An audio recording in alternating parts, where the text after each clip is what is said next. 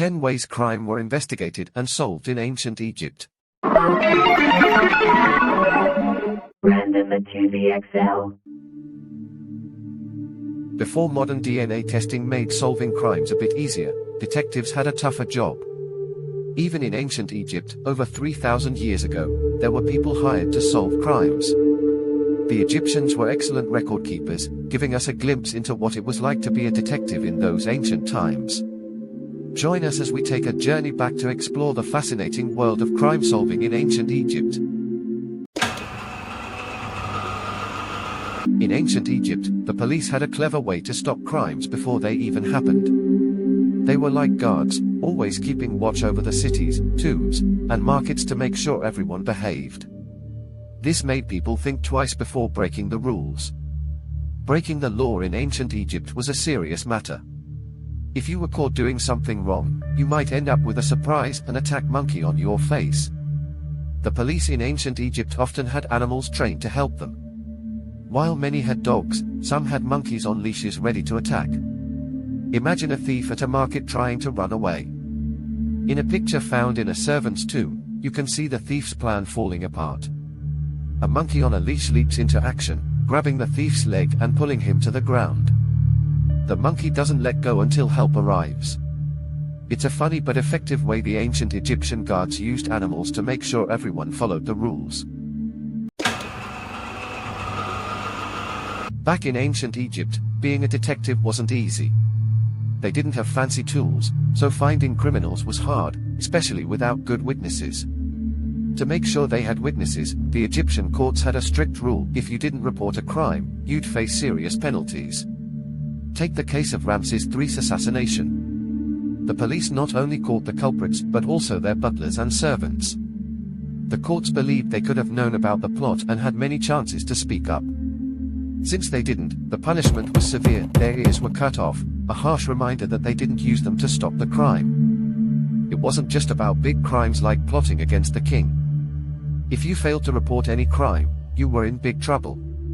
One guy, after learning his boss was planning to rob a tomb, quickly sent a letter telling on him. In the letter, he made it clear that he reported it because he was scared of getting punished.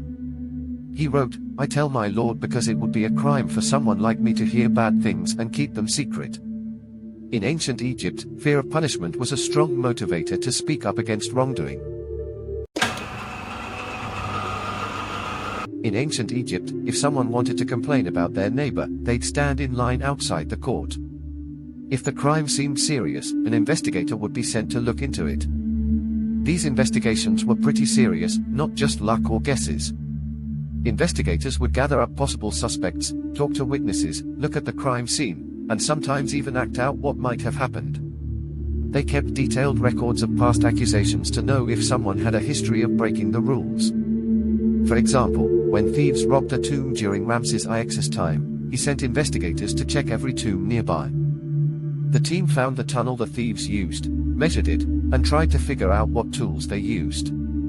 After that, the investigators got to work finding suspects. They looked at city records for people who knew about mining and had a history of robbery. These folks were brought in for questioning, and the investigation started from there.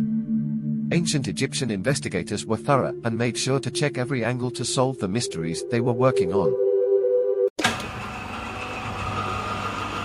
When detectives needed answers, they didn't play nice, they used force.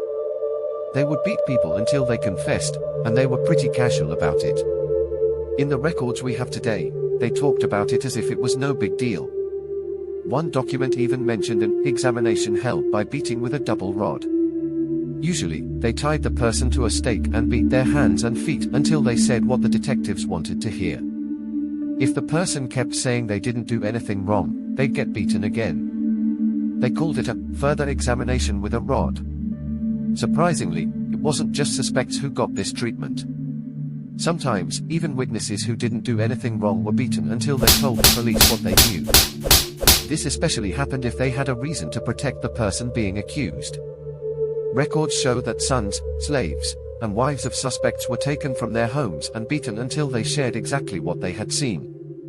Ancient Egyptian detectives weren't gentle when it came to getting the information they needed. Even though it might seem harsh to us today, the Egyptians understood that beating prisoners could make them say things that weren't true. That's why they took a lot of time investigating crime scenes. They wanted to be sure people weren't just confessing to anything under pressure. To make sure the confessions matched the evidence, they compared what criminals said to what they found at the crime scenes. If a group of people had committed a crime together, they would be separated before being questioned to check if their stories matched. In a particular case, a man confessed to robbing a tomb. To verify his claim, he was blindfolded and taken to the valley where the robbery happened. The person who questioned him showed rows of tombs and asked him to point to the one he had robbed. This way, they could see if he really knew which tomb he had targeted. Ancient Egyptians took extra steps to be sure they had the right people for the crimes they were investigating. Before continue, hit that subscribe button. Back in ancient Egypt, lying or pretending not to know the truth could get you into even bigger trouble than the actual crime. In one case, a coppersmith was warned that if the investigators thought he lied, they would cut off his nose and ears and stretch his body on a rack, a painful punishment. This kind of threat was common in ancient Egypt. When someone gave a statement in court, they didn't swear on a Bible like we do today. Instead, they had to describe in detail how the court could torture them if they caught them lying. The punishments varied, and judges decided on them based on how serious they thought the crime was and whether the person was rich or poor. For instance, one woman had to promise, "If witnesses speak against me, I shall face 100 blows." Another person had to declare, "If we lie, our servants will be taken away."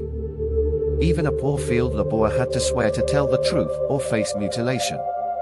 Ancient Egyptians took telling the truth very seriously, and the consequences for lying were severe. Investigations in ancient Egypt were hard work, and if you weren't important, it seems the courts didn't do much about it. Many believed bribery and corruption were widespread, with wealthy folks using golden coins to get the verdict they wanted from judges. A song by an Egyptian writer gives us a peek into how people saw their legal system. The writer complains that the court forces people to give silver and gold to the clerks in exchange for justice. It was such a big problem that even the head of Tutankhamun's army put judges on trial for corruption, saying they wouldn't be fair to the poor. Those found guilty had their noses cut off and were sent away. Over 200 years later, Ramses XI faced the same issue. When two policemen were accused of framing an innocent man, his general ordered them to be put in baskets and thrown into the water at night to get rid of the problem. The letter emphasized, "Don't let anyone in the land find out." Ancient Egypt had its share of struggles with corruption and a desire to keep the injustices of the legal system under wraps. Divorce court in ancient Egypt was harsh. Anyone could take someone to court for having an affair, and unlike many other places, this wasn't just for men. Women could sue their husbands for cheating, and people could even sue their neighbors if they thought they were being unfaithful. The punishments were serious. If a woman was found guilty of cheating, she might have her nose cut off or, in some cases, be burned alive. Men didn't face the death penalty, but breaking marriage promises could get them 1,000 blows and a divorce. In one story, an Egyptian official talks about a group of people in town who caught a man cheating. They wanted to beat him up. The official decided to let it happen, saying, "Even if I stop them now, I won't be able to stop them again." Instead, he scolded the woman for being with a married man, told his men to let the beating happen, and kept it a secret. The letter ended with a warning not to talk about it when it reached its destination. Ancient Egyptian divorce court was a tough and sometimes violent place.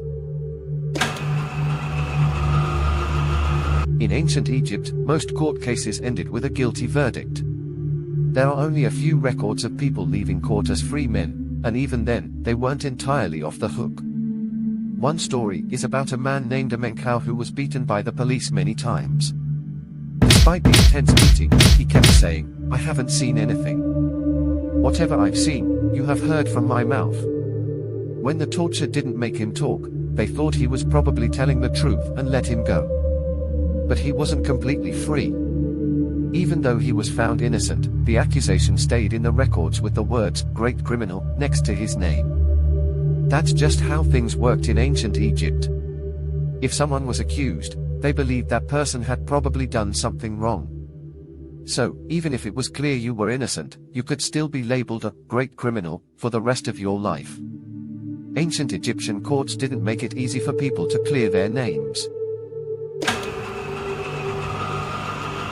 Around 1000 BC, ancient Egypt took a turn for the bizarre in their legal system. During the later years of their power, the priests of Amun, who had a lot of control, including over the legal system, made some wild changes. When someone was accused, they didn't use a regular system anymore. Instead, the priests would ask a statue of Amun for answers. They believed the statue could move to show yes or no. But it wasn't magic, there was a person hiding inside or behind the statue, pretending to be a god. In one trial, a guy named Thutmose got lucky because he knew some people in the priesthood. They didn't even bother investigating his case. Instead, they put 2 tablets in front of the statue and asked Amun to move toward the decision he wanted. It didn't say guilty or not guilty, the tablets decided if they should even bother looking into the case. In this new era ruled by corrupt priests, Thutmose got away without a single witness being questioned. Ancient Egyptian courts had entered a strange and unpredictable time.